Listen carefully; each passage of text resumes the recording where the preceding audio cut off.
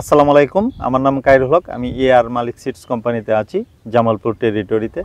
আজকে বিজলি প্লাস জমিন দেখার জন্য সরিষাবাড়ি উপজেলার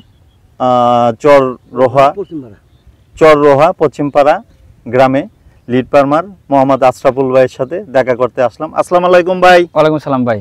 আপনার মরিচের চারা গাড়ার বয়স 75 দিন। আপনার 3বার তোলা দিছি, আবার এই যে তুলতাছি 4বার।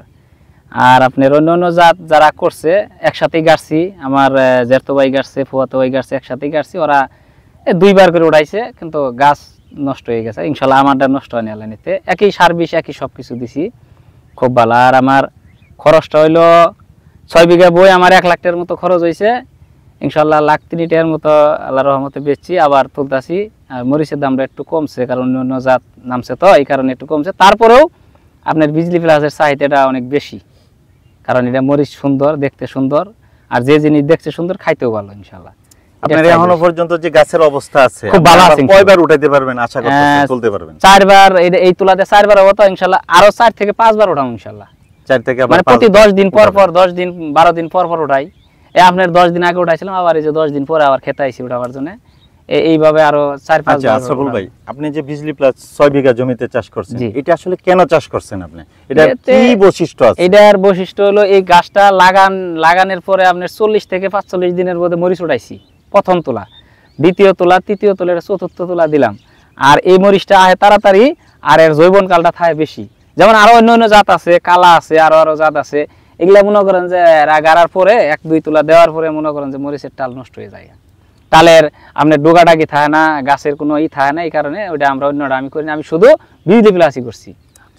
এই মরিচটা আমি মোটামুটি 5-7 বছর ধরে করি। প্রথম বছর আমি 10% ভূমি করছিলাম, তারপরে থেকে ইনশাল্লাহ 2 বিঘা 3 বিঘা, গত বছর করছিলাম 7 বিঘা, এবার আমি 6 বিঘা ভূমি করছি। মানে এটা ছাড়া অন্য কোনো পিছনে আমি গাড়ি, মানে এটা আমার জানা আছে, এই কারণে আমি এটা গাড়ি। এটা শেষ করে পরে কি গাড়বেন এনে? এজন্য এটা শেষ করে আমি মনে করেন যে ইরি ধান লাগাবো, যেটা আমরা এই যে স্ক্রিম করে ইরি ধান লাগাই। মনে করেন যে আরো 4টা তোলা দিয়া হেরে ইনশাল্লাহ আমি মাঘ মাস শেষ হয়ে যাবো, বাংলা মাসের মাঘ মাস শেষ হোক, ফাল্গুন মাসে আমি ইরি ধান লাগাবো। অন্য ক্ষেতের থেকে এটাতে ধানও বেশি হবে ইনশাল্লাহ, কারণ এই মরিচের গাছটা সার হয়ে যাবো গা। এখন মনে করেন যে আপনার যে উঠাচ্ছেন, বাজারে নিচ্ছেন, এ পর্যন্ত বেচা খরচ এটা যদি বলতেন। আমার প্রতি বিঘাতে মনে করেন যে 20,000 টাকার মতো খরচ। তা আপনার 6 বিঘা তো ইনশাল্লাহ মোটামুটি 1,03,000 টাকার মতো বেচা হয়েছে। আর এই যে হারবিস আছে, আবার তুলা বাজাইছি আর কি। এটা আগের এই 3টাই, এখন আবার এই যে তুলা বাজাইছি, কেবল তুলতেছে আর কি মাথা থেকে। আশরাফুল ভাই, এই যে বিজলি প্লাস চাষ করছেন, হ্যাঁ, এটার ফলের ধরন, আকার, মানে কালার, হ্যাঁ, ফলটা এটা কি রকম? এত সুন্দর ফলটা, আপনি এই খুব সুন্দর। আর ফলটা আপনি চিকচিক করে দেখেন, ফলটা এত সুন্দর ফল। এই যে আপনি দেখেন, এই যে মানে একদম তেলতেলা, তেল লাগানো। বাজারে নিয়ে গেলে আপনার খুব সুন্দর দেখা যায়, এই কারণে ব্যাপারীরা খুব টাইনে নেয় ফলটা। আচ্ছা আচ্ছা, ফলটা এই কারণে টাইনে নেয়, কারণ দেখতেও সুন্দর, আর এটা খাইতেও ভালো, সুস্বাদ। আপনার অন্য মরিচ, কালো মরিচ আছে, বেহা কুচ, আপনার এই দেখা গেছে ছোট ছোট দাগালা, কিন্তু এটা না, এটা কোনো দাগ দুগ নাই। দেন কত সুন্দর মরিচ, এই যে একদম তেল বাস্তা। না না, তাই তো মনে হচ্ছে। আচ্ছা, এটা হলো মনে করেন যে জাল কি রকম? আবার এই যে আপনার কিছুদিন আগে বৃষ্টি হচ্ছিল, পরে আবার করান ছিল, হ্যাঁ, আপনার এই অবস্থা, গাছের অবস্থাতে আপনার কি? এটা যদি বৃষ্টিতে আপনার যদি এই গাছের উপর দিয়ে যদি পানি আমরা যখন লাগাই, তখন বৃষ্টি হয়, কত কত জায়গায় তলায় জায়গা, তারপরেও গাছ মরে না, গাছের কোনো ক্ষয়ক্ষতি হয় না। আর এই গাছটা বৃষ্টির পানি না, আমার গত বছর বন্যার পানিতেও 1 বিঘা বই তলায় গেছিল, এরপরেও টাল ইনশাল্লাহ ভালো টাল হয়েছে।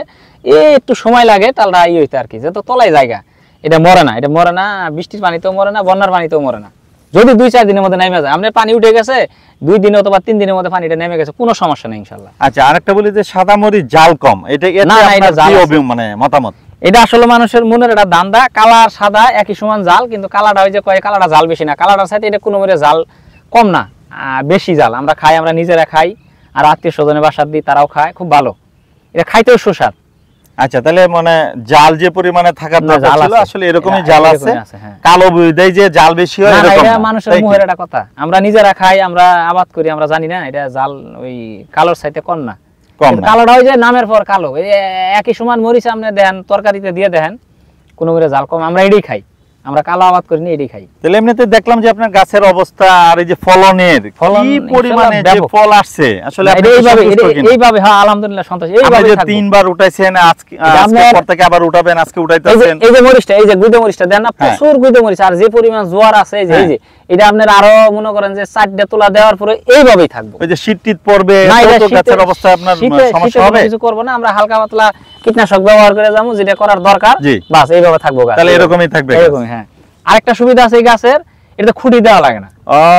দেখছেন, এটা আপনি মনে করেন যে আমরা এই যে আপনি 6 বিঘা বই আমি গাছছি, এই মাঠটাতে একটা খুঁটি আমি দেইনি, কারণ অন্য অন্য জাত গালে খুঁটি দেন নাকি, নাইলে আইলে পড়ে যায়, ভেঙে যায়। এটা গোড়াও শক্ত আছে, প্রচুর শক্ত, এই যে গাছের গোড়া দেখেন। এরপর আপনার এটা খুঁটি দেওয়া লাগবে না। এরপর আশরাফুল ভাইয়ের মাঠ থেকে আমরা চলে গেলাম এখানকার স্থানীয় আড়তে, যেখান থেকে মরিচ চলে যায় ঢাকা, চট্টগ্রাম সহ বাংলাদেশের সকল প্রান্তে। আর এখানেও কিন্তু আধিপত্য বিস্তার করে রেখেছে মালিক সিডসের বিজলি প্লাস।